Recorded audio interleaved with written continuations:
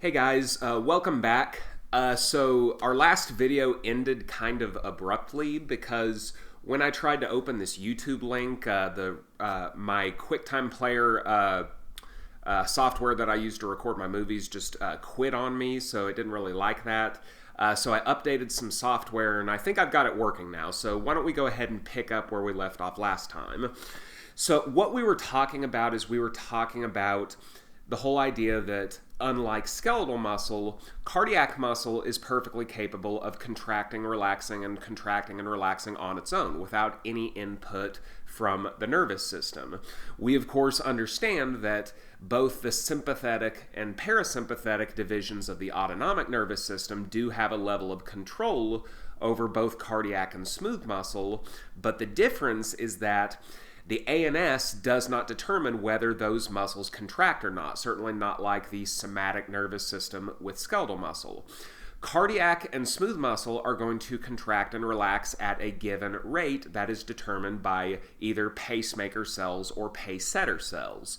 All the autonomic nervous system is going to be able to do, as we have discussed in the past, is either increase the frequency of those contractions if you're the sympathetic side, or decrease the frequency of those contractions if you are the parasympathetic side.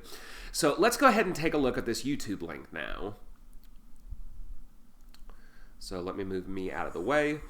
So to kind of set up this video, what you are looking at before I hit the play button, you are looking at a frog heart. So this heart has been dissected out of a frog, and the camera is going to pan here in a second so that you can see the frog that is laying on the dissecting tray. But what you're going to notice about this heart, I'll go ahead and press the play button, then I'll kind of interject here in just a second. So look right there. Yeah, at this point I'm just cutting your bone. I need to get that blade. Let me just make it. There's the frog right there. Or should I just keep slaughter it just like right here? Yeah. Okay, so basically what you are seeing there is that obviously this heart is no longer in the frog. The heart is just sitting down on the dissecting tray all by itself, but it continues to beat. You can actually watch this video again and again and again. You have the link in your lecture slides, so you should be able to watch this video as many times as you want at your leisure. But what you're seeing here is this heart continues to beat, even though it exists outside the body of the frog. And the most important implication there is that since the heart is no longer in the frog's nervous system no longer has any sort of control over the heart. We have severed all of the nerves that innervate that cardiac muscle and those pacemaker cells, but in spite of that, the heart continues to beat. So what we are going to try to understand here as we continue on is we want to understand how the heart continues to beat even in cases when there is or is not any nervous system innervation there. The only thing that you need in order for the heart to continue to beat is those cardiomyocytes need to be alive. So if you want to have a heart continue to beat outside of physiological settings, meaning outside of your body, you need to supply those cells with a warm isotonic solution. You need to have all the physiological ions there. You need to have sodium and potassium and calcium and all that good stuff. You need to have some sort of substrate for the cells to feed on, whether it's some type of carbohydrate or lipid or something similar. So basically, you just need to supply those cells with the things they would ordinarily need in order to survive. But the point is, they do not necessarily need the nervous system. The nervous system, particularly the autonomic nervous system, only exists to either increase or decrease the frequency of those heartbeats. So this ability that the heart has in order to beat on its own is sometimes called automaticity. So as we kind of implied, this automaticity is due to the activities of pacemaker cells, or basically big clusters of cells that are capable of producing their own waves of depolarization, usually due to a sodium influx. They can depolarize myocardia all on their own. If you'll recall, for all the targets of the somatic nervous system, meaning skeletal muscle, that depolarization is only possible if you get acetylcholine released from a somatic motor neuron. This depolarization happens whether you want it to or not. So there are three major pacemaker regions within the heart. I'm trying to find, there it is, so I can move this out of the way. There are three major pacemaker regions within the heart. They're called the SA node, or sinoatrial node, the AV node, or atrioventricular node, and then a set of conducting Purkinje fibers. And we will discuss all of these in good time here. So let's talk a little bit about those pacemaker cells to start with, just in general. And most of our focus is going to be on the SA node, because it's going to be the SA node that kind of gets the whole party started, that will eventually lead to all the different parts of the heart contracting out of sync with each other. So unlike other types of excitable cells that we have talked about before, whether it's neurons, skeletal muscle fibers, or whatever you want, pacemaker cells are a little bit interesting in the fact that they don't really maintain a steady resting membrane potential. Rather, their membrane potential is going to fluctuate up and down and up and down and up and down. It really never reaches a point where it just kind of stays steady. So if you look at this graph of membrane potential in some of these pacemaker cells, you can see exactly what I was mentioning. We go through waves of depolarization, in which the membrane potential rises due to the inside of the cell becoming more and more positive.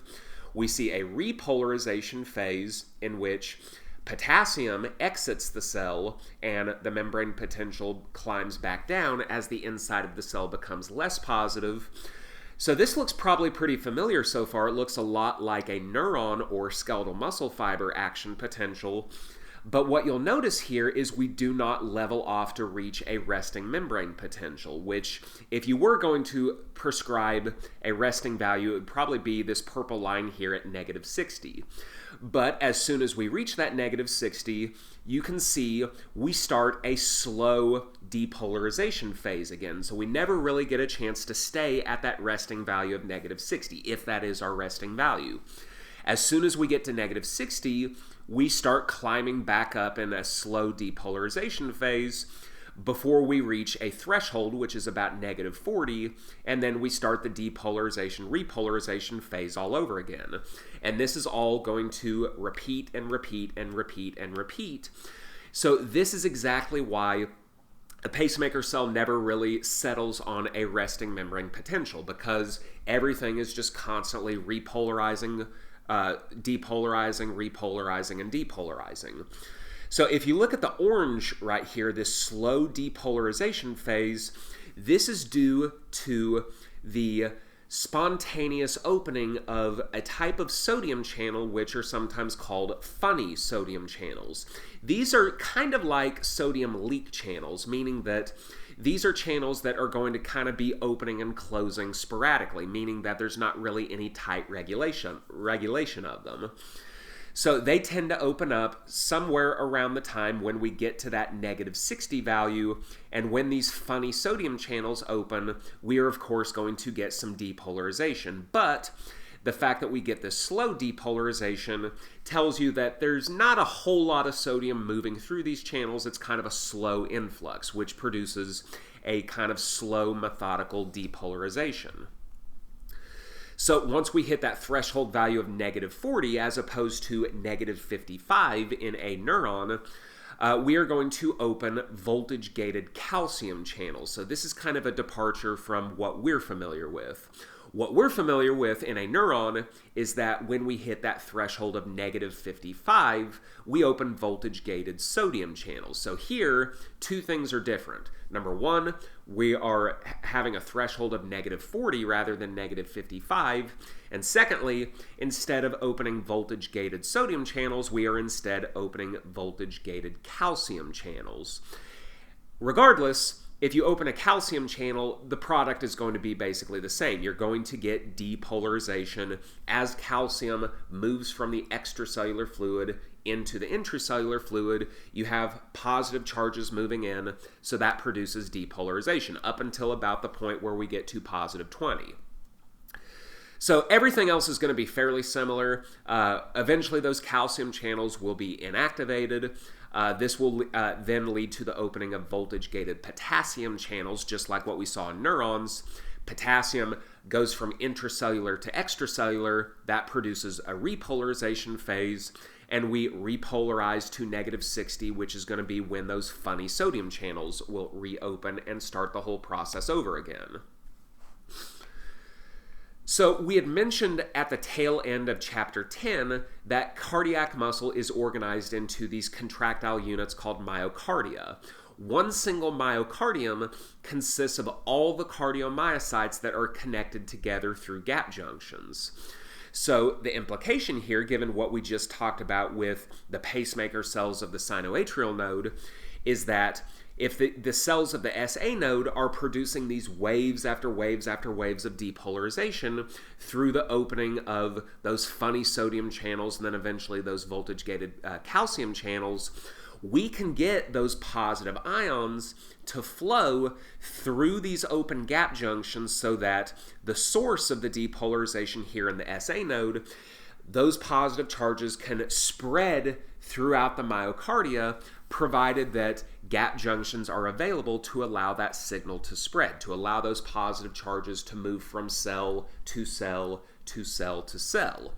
The idea here is that as this spreading occurs, we can get all of the cells within various myocardia depolarized and contracting at about the same time. And as we're going to see, because the idea of cardiac contraction is we want to squeeze the blood that is contained within either the atria or the ventricles, we want all of those cardiomyocytes within that myocardium to contract at about the same time. We want our contraction and our pumping mechanism to be as robust as it possibly can.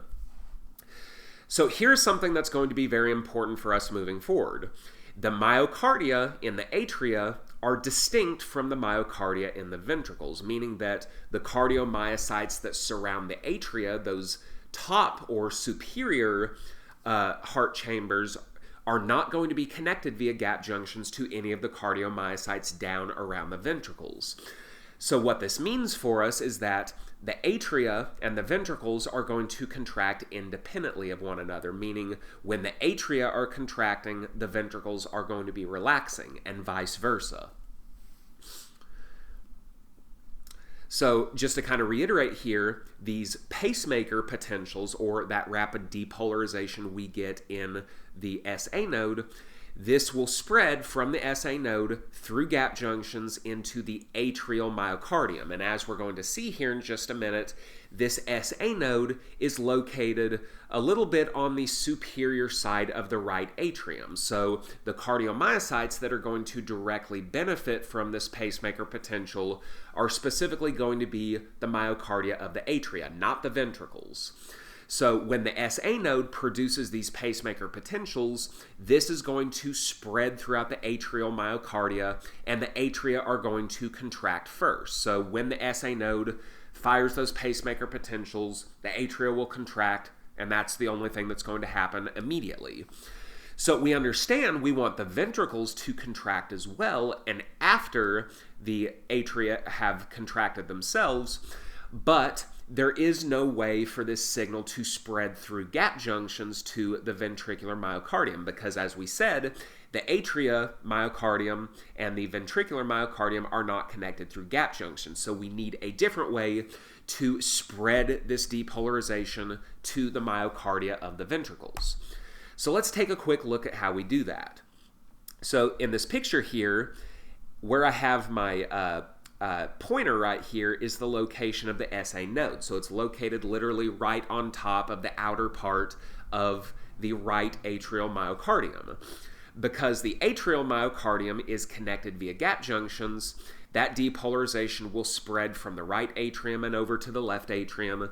So the right and left atrium right atria should contract at about the same times. But as I mentioned, our conundrum here is, okay, we've got the atria contracting, how are we going to get the ventricles to contract right after? So here's how it works. Action potentials that are starting in the SA node, it's true that those depolarizations spread throughout the rest of the atrial myocardium, but one other place that's going to pick it up is a second set of pacemaker cells in a conducting region called the AV node. The AV node being located a little bit closer to the right ventricle here. So the interesting thing about the AV node here is that it is connected via this conductive bundle of fibers, very much resembling the axons of neurons, called the bundles of His.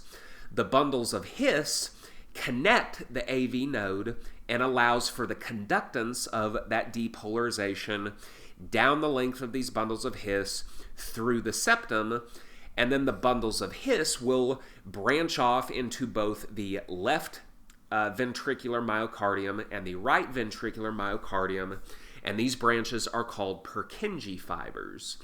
So even though we cannot spread depolarization to the ventricles via gap junctions like what we do with the atrial myocardia, because of this bundles of His and the Purkinje fibers, as long as we can spread our signal from the SA node to the AV node, we should get those cells within the ventricular myocardium excited not too far after.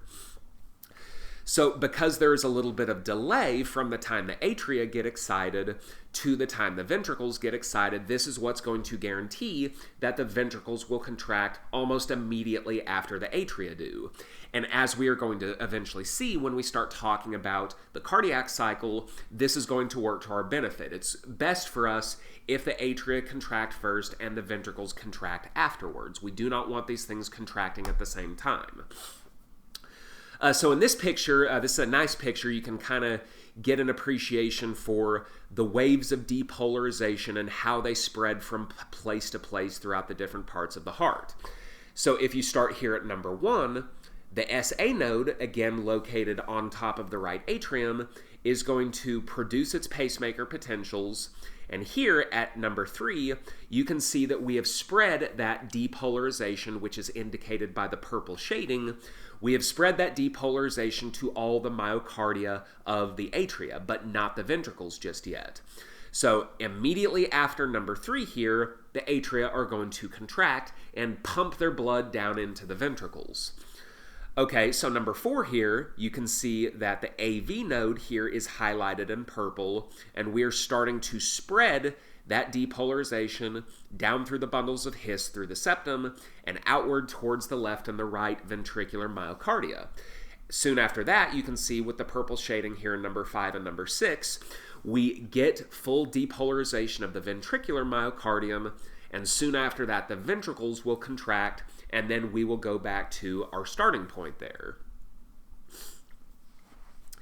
So now that we've talked about the pacemaker potential, which is basically the action potential that is produced by pacemaker cells, let's have a discussion about the cardiac muscle fiber action potential, which is totally distinct. Keeping in mind, here we're talking about the muscle fiber responding to that depolarization, which is not unlike an EPSP, that it gets from the pacemaker region. So if it's going to contract, it needs to produce an action potential of its own. Very much like what we saw in the skeletal muscle action potential back in chapter 10. So cardiac muscle cells have a resting membrane potential somewhere between -80 and -90 millivolts, and they're only going to get depolarized by pacemaker potential. So they should only contract when the pacemaker cells tell them to. So if you look here at -90, we are going to get that depolarization from our pacemaker cells. We reach a certain threshold here in which we get rapid depolarization as voltage-gated sodium channels open. So again, pretty similar to what we saw with neurons and with skeletal muscle fibers. So we get these sodium channels open, voltage-gated sodium channels. We let a whole bunch of sodium in.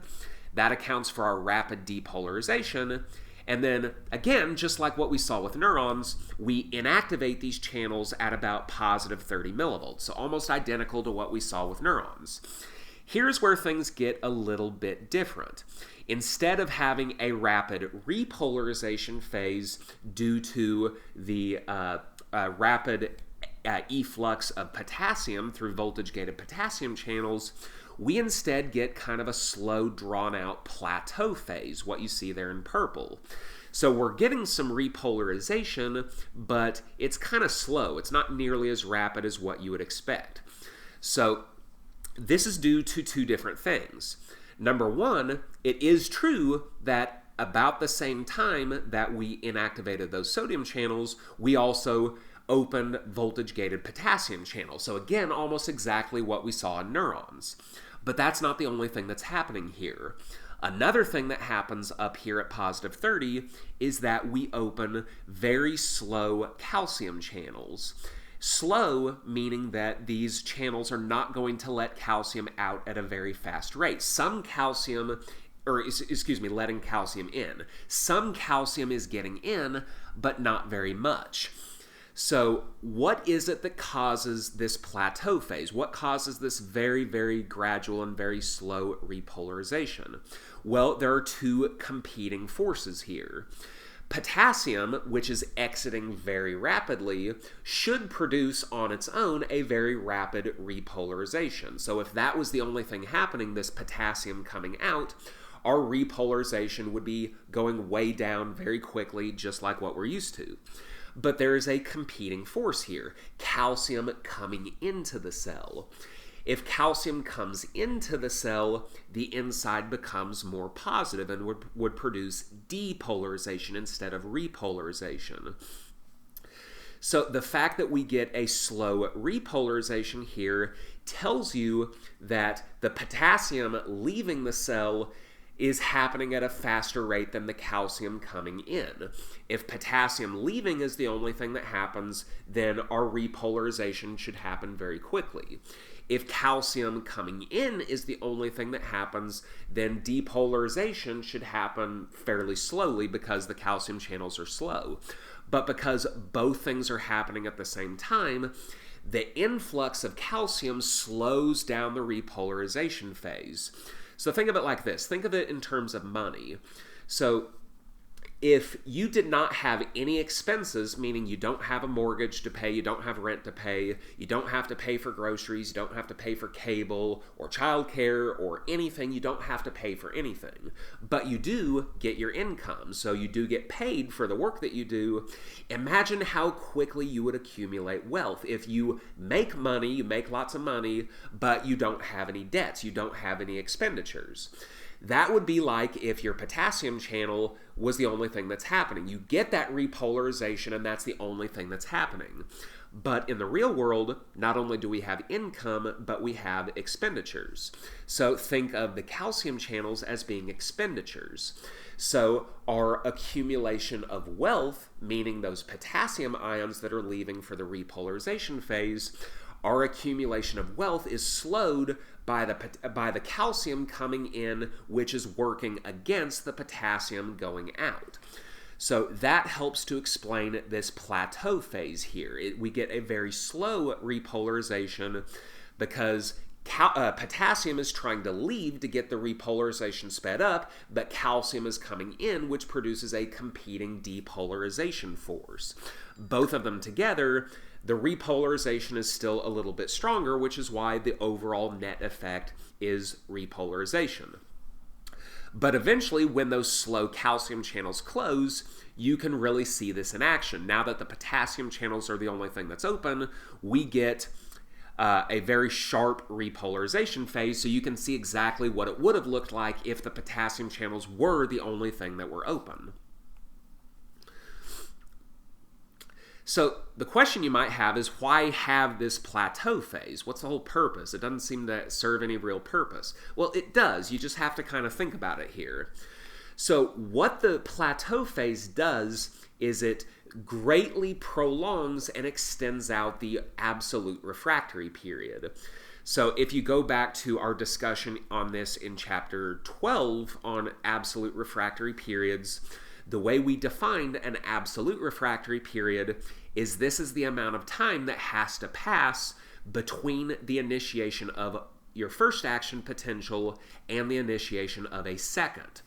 So this is meant to regulate how quickly action potentials can be conducted down the length of an axon. So in a neuron, that absolute refractory period was relatively short. So axons can fire off action potential after action potential relatively quickly. We do not want cardiac muscle fibers to do that in the same way. We want their absolute refractory period to be very, very long. The reason being, we want that contraction to happen and to happen to its fullest extent. We don't want the contraction to start and then have to start over again because we've started another action potential.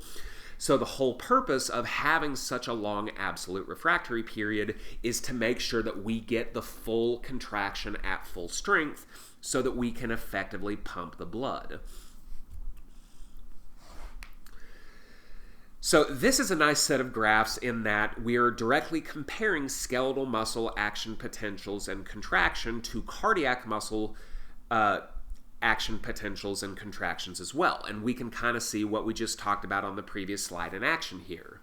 For a skeletal muscle fiber, you get a very quick action potential, which of course means that the absolute refractory period is relatively short. So you can get these muscle twitches happening one right after the other, and if those muscle twitches happen quickly enough, you can build up a very quick and very strong amount of tension over a very short amount of time. However, with cardiac muscle action potentials in purple here, you can see that absolute refractory period is very much drawn out, which allows us to get a very steady muscle contraction happening over a relatively long amount of time. And as I said, you want it to be that way so that you can produce a steady and lengthened contraction for the purpose of pressurizing blood and pumping it out to where it's meant to be. So something that's worth your time to think about here, considering what we talked about last time in Chapter 10, what do you think? Does this cardiac muscle here more closely resemble fast twitch skeletal muscle or slow twitch skeletal muscle? So you should be able to come up with a solution here just looking at the windup for the full tetanus muscle contraction. And also think about, based on your answer, think about how cardiac muscle is experiencing fatigue and whether you would rather cardiac muscle be fast twitch or slow twitch based on what you know cardiac muscle to be used for. Okay, so given what we have just talked about with the conductance of electrical signals throughout the heart, it makes sense for our next discussion to be on the electrocardiogram, or ECG, or more commonly EKG. You will hear me call it the EKG. So here's the deal. We can actually track the electrical activity as it spreads throughout the different regions of the heart. And the product you get is what everyone understands here to be the EKG trace.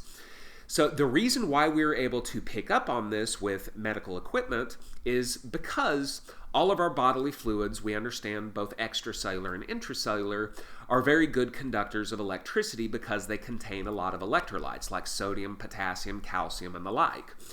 So we can actually track the electrical activity of the heart just by using electrodes that are placed on the skin, which is nice. It seems weird. It's nice because the EKG ends up being a very non-invasive procedure.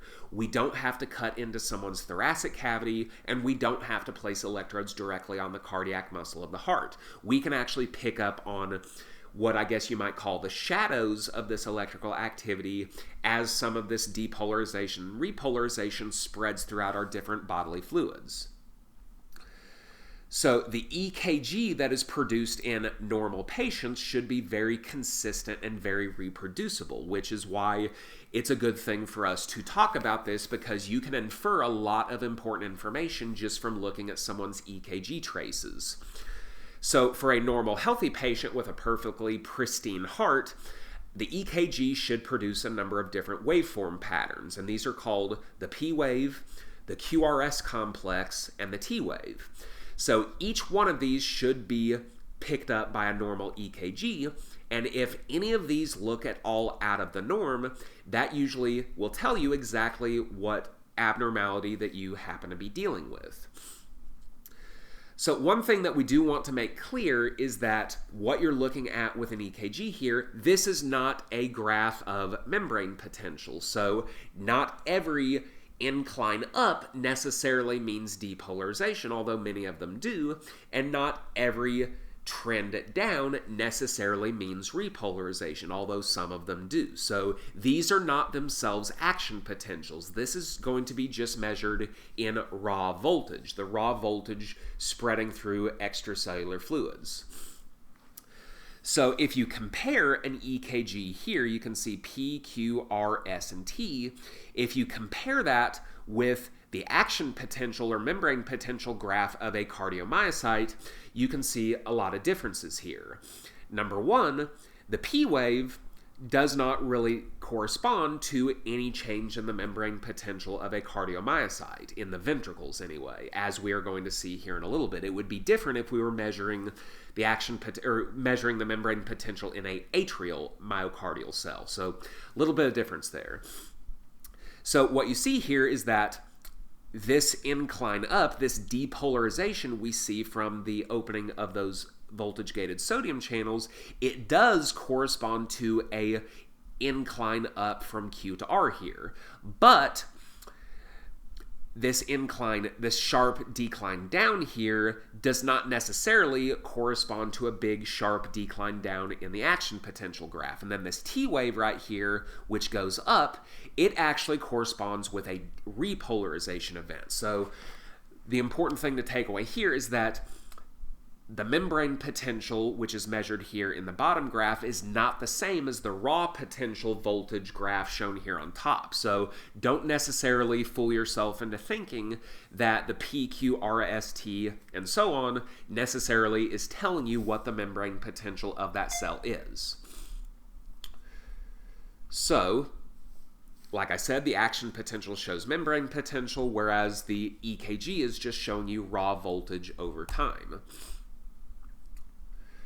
So P, Q, R, S, and T, each one of those that gets a letter corresponds to a singular electrical event in the heart. So every one of those, every wave, every trough, every peak, every other wave corresponds to some particular electrical event in the heart. So, get myself out of the way here. So if you will recall, and you can see a picture here to kind of help you if you need to use some visual imagery here, our initial depolarization event comes from the SA node. So it produces its pacemaker potentials, and that wave of depolarization spreads throughout the atrial myocardium. So it stands to reason that since that is the very first thing that happens, the very first wave that we see here, which is the P wave, that corresponds to a major electrical event, which is the atrial depolarization. So in a given EKG trace, every P wave tells you exactly when the atria of that heart has become depolarized. So we also said that because that depolarization cannot spread directly to the ventricles through gap junctions, we need to use the bundles of His and the Purkinje fibers to spread depolarization from the AV node to the ventricles directly.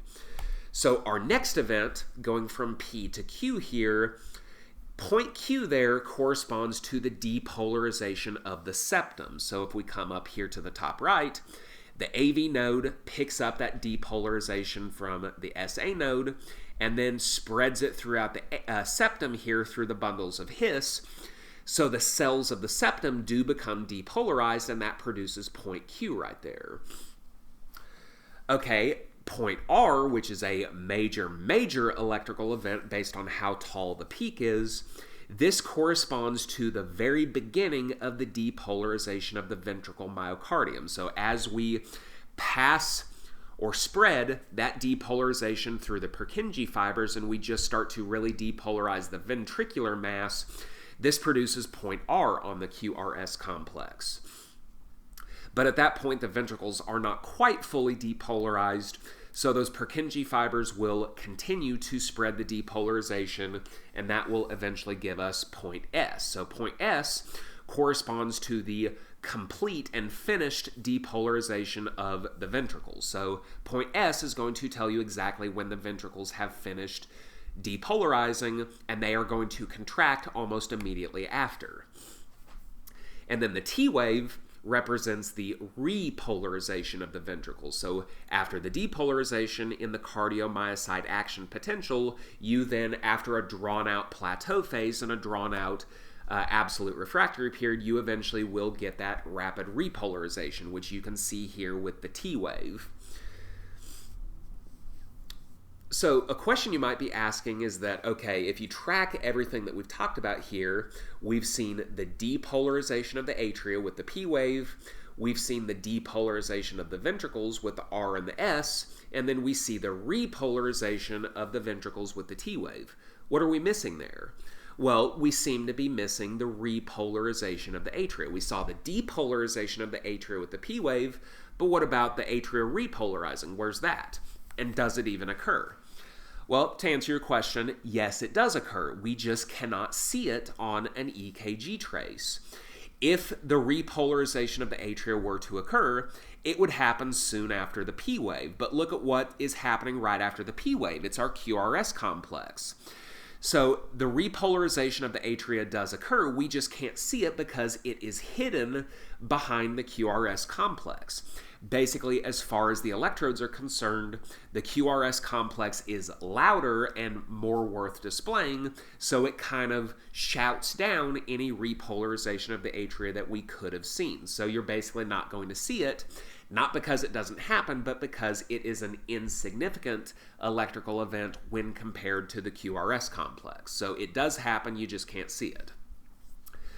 Okay, and here we can see the same sort of figure that we saw before. The purple color is meant to indicate depolarization as it spreads from place to place.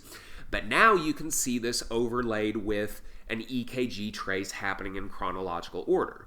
So atrial depolarization produces your P wave there, and the atria will contract right after. Point Q corresponds to septum depolarization, R to the beginning of the depolarization of the ventricles, S to the complete depolarization of the ventricles. The ventricles contract right after, so atria first, then ventricles, so don't forget that. And then the T wave is the ventricular repolarization, which gives us point T. And that completes one cardiac cycle, one EKG trace. So I mentioned that EKG traces are supposed to be very predictable and very consistent when you're talking about a normal person.